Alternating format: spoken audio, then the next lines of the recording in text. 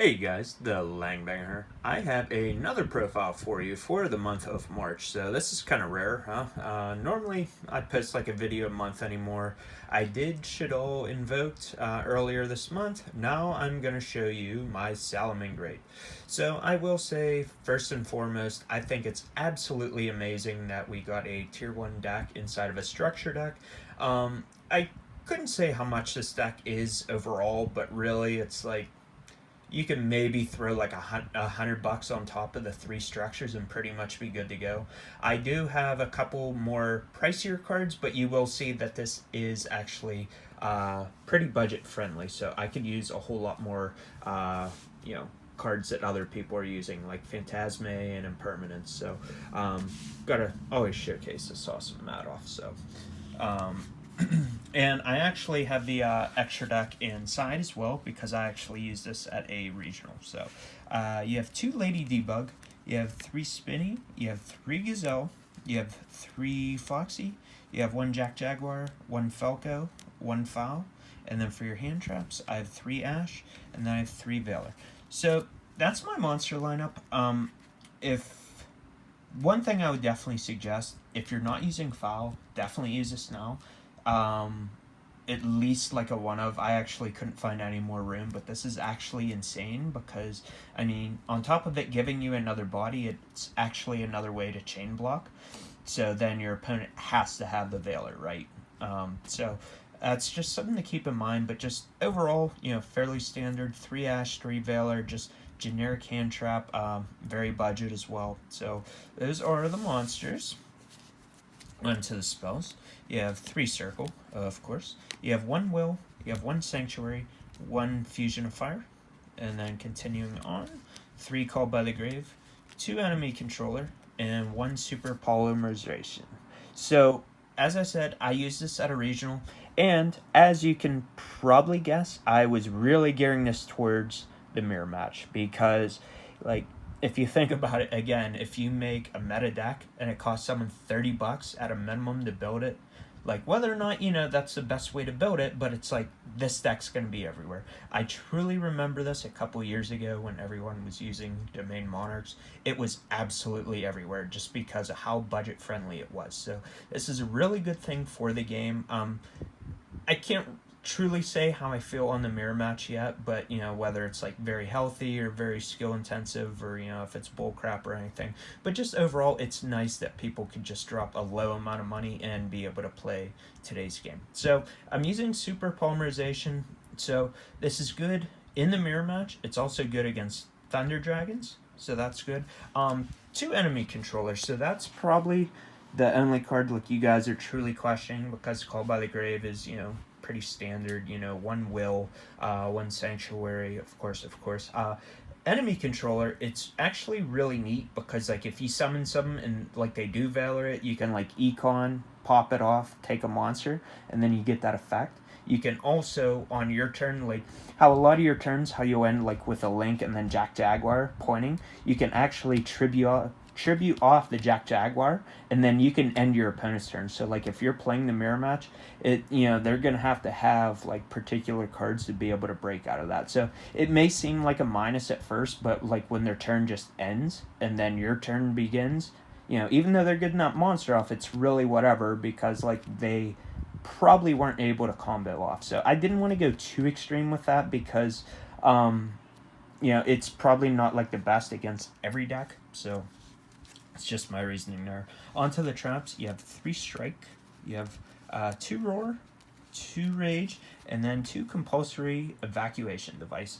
So same mindset as I was saying with the spells. I expected a lot of mirror matches. So with Compulse, like once you go in the Sunlight Wolf and I Compulse, like really, what are you going to do at that point, right? It's like your turn's probably going to end. I mean, you still might have like another play based on what's in your hand, but like for the most part, you're like done.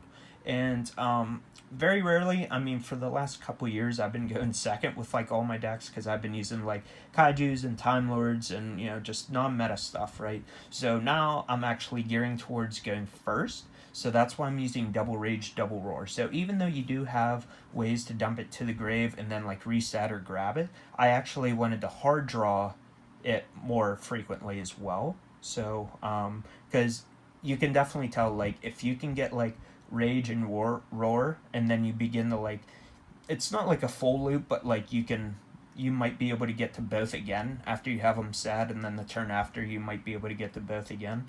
I mean, that's just really powerful in itself. So that's the main deck. Here's my field center. Really awesome. I was at the 200th YCS. Definitely one of my favorite cards.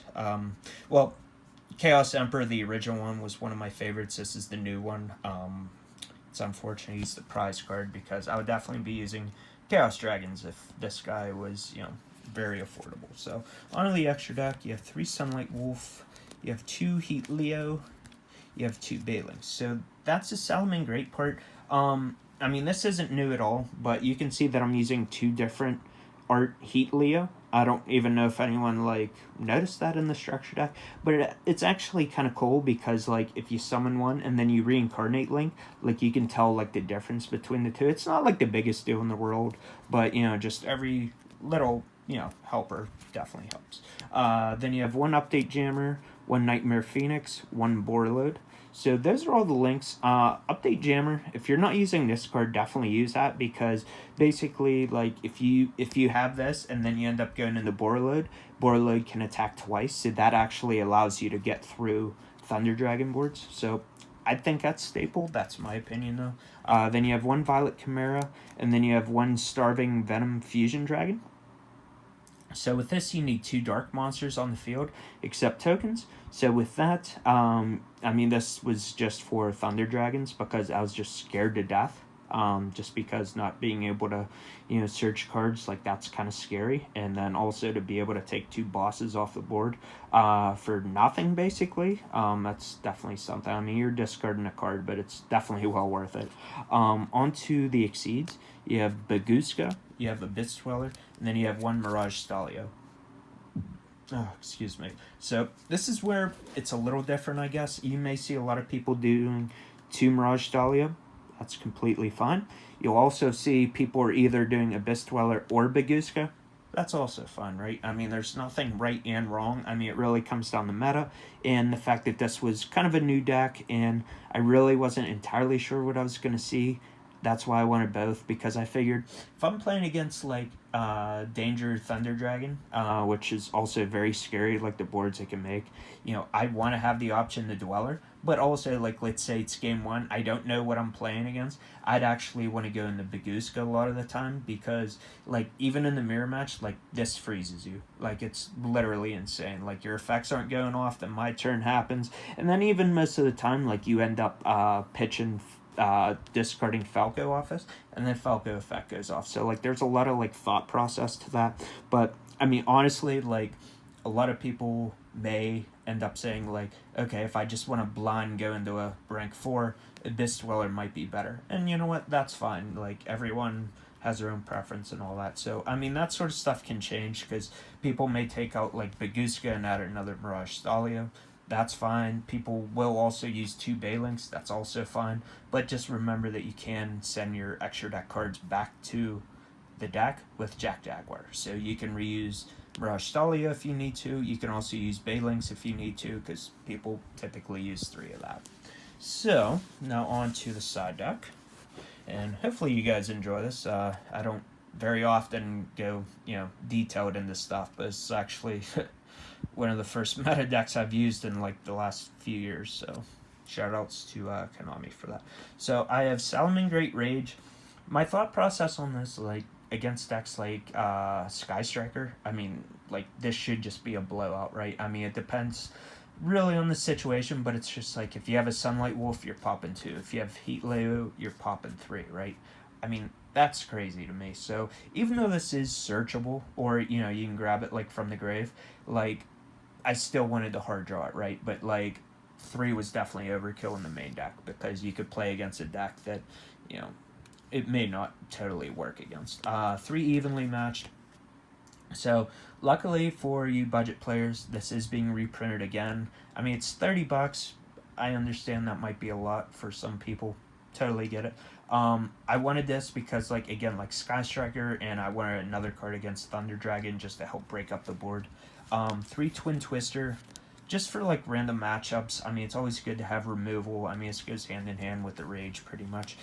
Book of Eclipse. This was like a last minute change, but I wanted Thunder Dragon coverage. 2 Forbidden Chalice.